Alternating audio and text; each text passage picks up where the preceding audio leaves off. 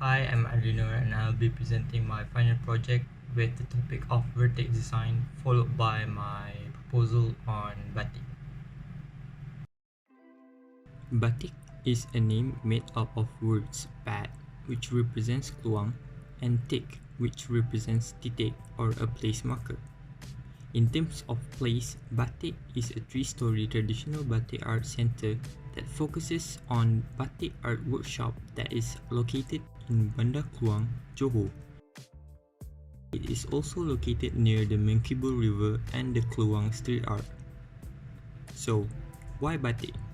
The origin of batik production in Malaysia started from the trade relations that happened between the Melayu Kingdom and Javanese since the 13th century. Because there are a considerable number of Javanese and Sumatran immigrants in the southern Malaysia, the batik style in Johor clearly reflects Javanese and Sumatran influence. Johor's batik are also unique as it is darker in color. However, several issues regarding batik arose, including the fact that batik production is less appealing to youth because it is tedious and mundane. And finally, new trends or popular culture are deprived of exposure to the world outside of localized markets.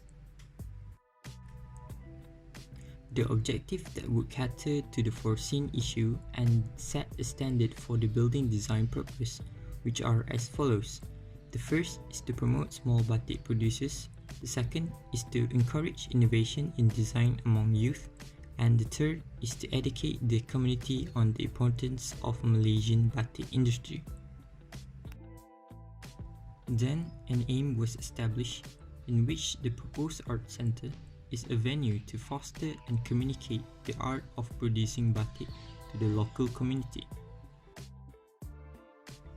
Target users that are considered are the batik artists that will become the trainers for the workshop program, the youth that is the best people that will innovate with fresh new ideas, and finally, the visitors.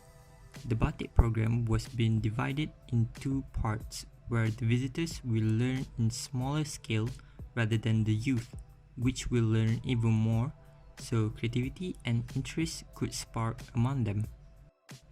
Then we bring this concept, patterning the white fabric, which purpose is to patterning interest and experience in batik art through educational activities on the fabric that represent a new beginning which can generate a sense of place. So to strengthen the concept, an inspiration is chosen related to batik itself, which is batik folding technique that will be translated into architectural form. Before translating the form, understanding the sun shading on site and also the direction of the sun is important. Then, the strong wind will flow from the north and south part of the site. The process development starts by representing site as the fabric of our work. Next is to pattern the site by combining the composition of batik portion and pattern. Then, site was separated into sections, the land for the landscape area and the body for the program area.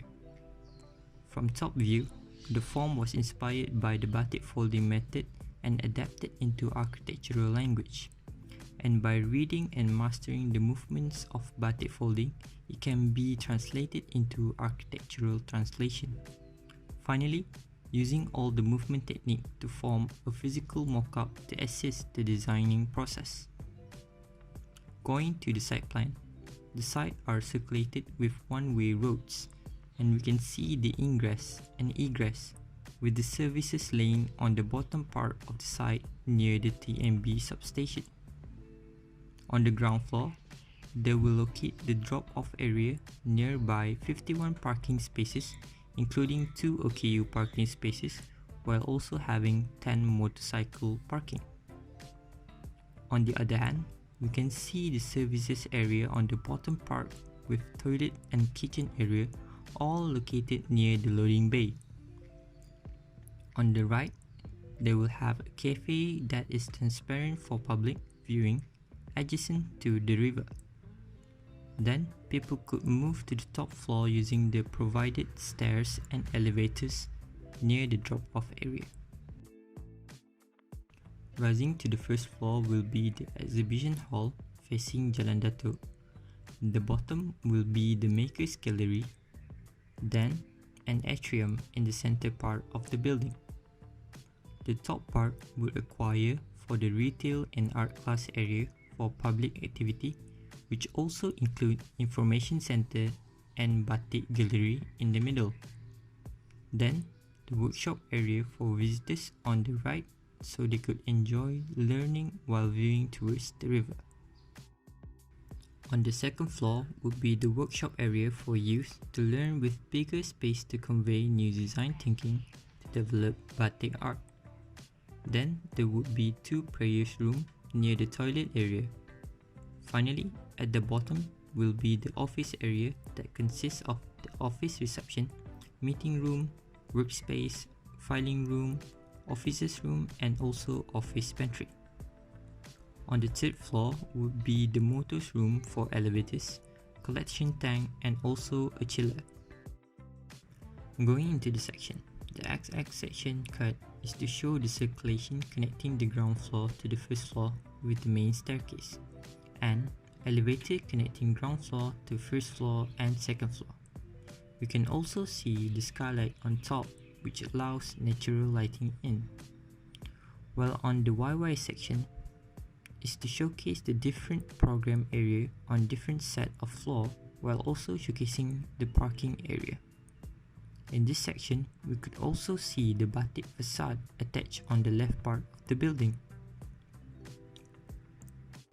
Taken out from section YY, the facade detail section purpose is to show a more detailed view of the foundation to roof construction of the unique part of the building. 2 special details being highlighted out. First is detail A, shows the bubble deck construction with its rebar. On detail B, shows the connection of the hollow steel structure of facade shading to the concrete material by using steel plate connector that was bolted to the floor slab. Next is the elevation, where the front elevation shows the exhibition hall that have transparency to view out through the city and could attract public from Jalan Datuk Kapitan Ahmad to the exhibition. Next is the left elevation, which shows the building ingress and egress, while also showcasing the special Bat-Tik facade that act as an attraction for people that is using Jalan Yayasan. That's the end of my presentation and thank you.